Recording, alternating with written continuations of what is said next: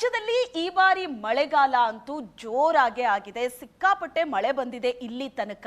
ಹಾಗಾಗಿ ಮುಂದಿನ 24 ಗಂಟೆ ಹೇಗಿರುತ್ತೆ, ರಾಜ್ಯದ ಬೇರೆ ಬೇರೆ ಜಿಲ್ಲೆಗಳಲ್ಲಿ ವೆದರ್ ರಿಪೋರ್ಟ್ ಹೇಗಿದೆ, ಮಳೆ ಆಗುತ್ತಾ ಅಥವಾ ಮಳೆ ಕಡಿಮೆ ಇದೆಯಾ, ವೆದರ್ ರಿಪೋರ್ಟ್ ಹೇಗಿದೆ, ಹವಾಮಾನ ಇಲಾಖೆ ಏನೆಲ್ಲ ಅಲರ್ಟ್ ಗಳನ್ನ ಕೊಟ್ಟಿದೆ ಯಾವ್ಯಾವ ಜಿಲ್ಲೆಗೆ ಅನ್ನೋದನ್ನ ನೋಡೋಣ ಇವತ್ತಿನ ಬೇಸಿಲು ಮಳೆಯಲ್ಲಿ. ರಾಜ್ಯದಲ್ಲಿ ಈ ಬಾರಿ ಮಳೆಗಾಲ ಜೋರಾಗೆ ಇತ್ತು. ಮುಂಗಾರು ಕೂಡ ಸಿಕ್ಕಾಪಟ್ಟೆ ಮಳೆ ಬಂದಿದೆ. ರಾಜ್ಯದಾದ್ಯಂತ ಬೇರೆ ಬೇರೆ ಜಿಲ್ಲೆಗಳಲ್ಲಂತೂ ಸಿಕ್ಕಾಪಟ್ಟೆ ಮಳೆ ಅಬ್ಬರಿಸಿದೆ.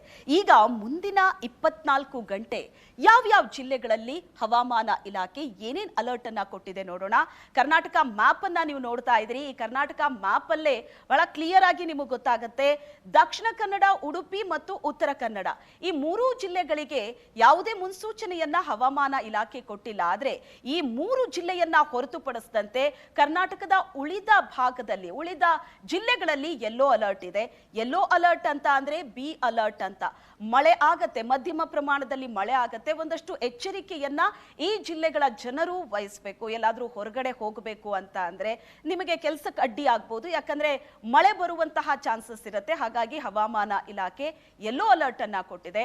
ಆದ್ರೆ ಕಳೆದ ಹಲವು ದಿನಗಳಿಂದ ಸಿಕ್ಕಾಪಟ್ಟೆ ಮಳೆ ಸುರಿತಾ ಇದ್ದದ್ದು ದಕ್ಷಿಣ ಕನ್ನಡ, ಉತ್ತರ ಕನ್ನಡ, ಉಡುಪಿ ಭಾಗದಲ್ಲಿ. ಈ ಬಾರಿ ಮಳೆಗಾಲದಲ್ಲಂತೂ ಈ ಮೂರು ಜಿಲ್ಲೆಗಳಲ್ಲಿ ಸಿಕ್ಕಾಪಟ್ಟೆ ಮಳೆ ಆಗಿದೆ. ಆದ್ರೆ ಹವಾಮಾನ ಇಲಾಖೆ ಈ ಮೂರು ಜಿಲ್ಲೆಗಳಿಗೆ ಮುಂದಿನ 24 ಗಂಟೆ ಯಾವುದೇ ಅಲರ್ಟ್ ಅನ್ನ ಕೊಟ್ಟಿಲ್ಲ. ಗ್ರೀನ್ ಕಾಣಿಸ್ತಾ ಇದೆ, ಗ್ರೀನ್ ಅಲರ್ಟ್ ಇದೆ. ಅಂದ್ರೆ ಮಳೆಯ ಮುನ್ಸೂಚನೆ ಅಂತ ಕೊಟ್ಟಿಲ್ಲ. ಉಳಿದ ಜಿಲ್ಲೆಗಳ ಜನರು ಸ್ವಲ್ಪ ಅಲರ್ಟ್ ಆಗಿರಬೇಕು, ಎಚ್ಚರಿಕೆಯನ್ನ ವಹಿಸಬೇಕು. ಎಲ್ಲಾದ್ರೂ ಹೊರಗಡೆ ಹೋಗೋದಿದ್ರೆ ಅಥವಾ ಒಂದು ಜಿಲ್ಲೆಯಿಂದ ಇನ್ನೊಂದು ಜಿಲ್ಲೆಗೆ, ಒಂದು ಕಡೆಯಿಂದ ಇನ್ನೊಂದು ಕಡೆಗೆ ಹೋಗೋರು ಮಳೆ ಬರುವಂತಹ ಚಾನ್ಸಸ್ ಇರುತ್ತೆ. ನಿಮ್ಮ ಜಿಲ್ಲೆ, ನೀವಿರುವಂತಹ ಪ್ರದೇಶದ ವಾತಾವರಣವನ್ನ ನೋಡಿಕೊಂಡು ನಿಮ್ಮ ಕೆಲಸಗಳಿಗೆ ಹೋಗೋದು ಒಳ್ಳೆಯದು. ಇದು ರಾಜ್ಯದ ಹವಾಮಾನ ವರದಿ. ಆದ್ರೆ ಇನ್ನು ದೇಶದಾದ್ಯಂತ ಹೇಗಿದೆ ಪರಿಸ್ಥಿತಿ? ದೇಶದಲ್ಲಿ ಮಳೆ ಅಂದ ತಕ್ಷಣ ನಮ್ಮೆಲ್ಲರಿಗೂ ನೆನಪಾಗೋದು ಉತ್ತರ ಭಾರತ. ಇತ್ತೀಚಿನ ಕೆಲ ದಿನಗಳಿಂದ ಉತ್ತರ ಭಾರತದ ಪರಿಸ್ಥಿತಿ ಹೇಗಿದೆ ಅನ್ನೋದನ್ನ ನಾವು ನೋಡ್ತಾ ಇದ್ದೀವಿ.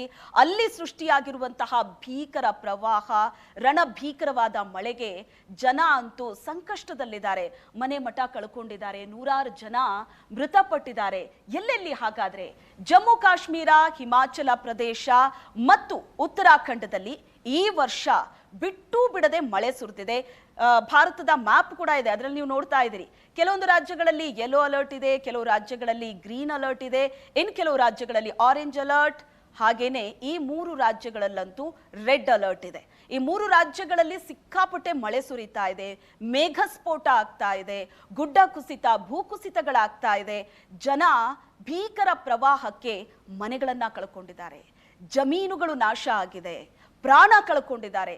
ಇದು ಈಗ ಉತ್ತರ ಭಾರತದ ಪರಿಸ್ಥಿತಿ ಆಗಿದೆ. ಇನ್ನು ಗುಜರಾತ್ಗೆ ರೆಡ್ ಅಲರ್ಟ್ ಅನ್ನ ಘೋಷಿಸಲಾಗಿದೆ. ಇನ್ನುಳಿದಂತೆ ರಾಜಸ್ಥಾನ, ಮಧ್ಯಪ್ರದೇಶ ಮತ್ತು ಮಹಾರಾಷ್ಟ್ರಕ್ಕೆ ಆರೆಂಜ್ ಅಲರ್ಟ್ ಘೋಷಿಸಲಾಗಿದೆ. ಉತ್ತರ ಭಾರತದಲ್ಲಿ ಕಳೆದ ಕೆಲವು ದಿನಗಳಿಂದ ಏನು ಸಿಕ್ಕಾಪಟ್ಟೆ ಮಳೆ ಸುರಿತಾ ಇತ್ತು, ಈಗ ಒಂದು ಸ್ವಲ್ಪ ಮಳೆ ಪ್ರಮಾಣ ಕಡಿಮೆ ಆಗ್ತಾ ಇದೆ. ಹಾಗಾಗಿ ಜನ ಕೂಡ ಸ್ವಲ್ಪ ರಿಲ್ಯಾಕ್ಸ್ ಆಗ್ತಾ ಇದ್ದಾರೆ. ಮಹಾರಾಷ್ಟ್ರಕ್ಕೂ ಕೂಡ ಆರೆಂಜ್ ಅಲರ್ಟ್ ಇದೆ, ಯಾಕಂದ್ರೆ ಮಹಾರಾಷ್ಟ್ರದಲ್ಲೂ ಸಿಕ್ಕಾಪಟ್ಟೆ ಮಳೆ ಆಗ್ತಾ ಇತ್ತು, ಎಲ್ಲೂ ನೋಡಿದ್ರು ಅಲ್ಲಿ ನೀರು ತುಂಬಿಕೊಂಡಿತ್ತು. ಬಟ್ ಈಗ ಆರೆಂಜ್ ಅಲರ್ಟ್ ಇದೆ. ಗುಜರಾತ್ಗೆ ರೆಡ್ ಅಲರ್ಟ್ ಇರೋದ್ರಿಂದ ಗುಜರಾತ್ ರಾಜ್ಯದ ಜನ ಬಹಳ ಎಚ್ಚರಿಕೆಯಿಂದ ಇರಬೇಕು. ಅಲ್ಲಿನ ಆಡಳಿತ ಕೂಡ ಸಾಕಷ್ಟು ಮುನ್ನೆಚ್ಚರಿಕೆಯನ್ನ ತೆಗೆದುಕೊಳ್ತಾ ಇದೆ. ರೆಡ್ ಅಲರ್ಟ್ ಘೋಷಣೆ ಆಗಿರೋದ್ರಿಂದ ಸಿಕ್ಕಾಪಟ್ಟೆ ಮಳೆ ಸುರಿಯುತ್ತೆ, ಯಾವುದೇ ಕ್ಷಣದಲ್ಲಿ ಏನ್ ಬೇಕಾದ್ರೂ ಆಗಬಹುದು. ಹಾಗಾಗಿ ಆಯಾ ರಾಜ್ಯದ ಆಡಳಿತ ಅಥವಾ ಅಲ್ಲಿನ ಜಿಲ್ಲೆಯ ಆಡಳಿತ ಇದ್ರ ಬಗ್ಗೆ ಸಾಕಷ್ಟು ಮುನ್ನೆಚ್ಚರಿಕೆಯನ್ನ ತೆಗೆದುಕೊಳ್ತಾ ಇದೆ. ಇದು ಇಡೀ ಭಾರತದಲ್ಲಿರುವಂತ ಬೇರೆ ಬೇರೆ ರಾಜ್ಯಗಳ ವೆದರ್ ರಿಪೋರ್ಟ್. ನೋಡಿದ್ರಲ್ಲ, ಕೆಲವೇ ನಿಮಿಷದಲ್ಲಿ ಇಡೀ ರಾಜ್ಯದ ವೆದರ್ ರಿಪೋರ್ಟ್, ಇಡೀ ಭಾರತದ ವೆದರ್ ರಿಪೋರ್ಟ್ ಅನ್ನ ನಿಮ್ಮ ಮುಂದೆ ಇಟ್ಟಿದ್ದೀವಿ. ಯಾವ ರಾಜ್ಯದಲ್ಲಿ ಹೆಚ್ಚು ಮಳೆ ಆಗುತ್ತೆ, ಯಾವ ರಾಜ್ಯದಲ್ಲಿ ಮಳೆ ಪ್ರಮಾಣ ಕಡಿಮೆ ಆಗಿದೆ, ಇನ್ನು ಕರ್ನಾಟಕದಲ್ಲಿ ಯಾವ ಜಿಲ್ಲೆಗಳಲ್ಲಿ ಮಳೆ ಪ್ರಮಾಣ ಜಾಸ್ತಿ ಇದೆ, ಯಾವ ಜಿಲ್ಲೆಗಳಲ್ಲಿ ಮಳೆ ಪ್ರಮಾಣ ಕಡಿಮೆ ಆಗಿದೆ ಅನ್ನೋದನ್ನ ಡೀಟೇಲ್ ಆಗಿ ವೆದರ್ ರಿಪೋರ್ಟ್ ನಲ್ಲಿ ನೋಡಿದ್ರಿ.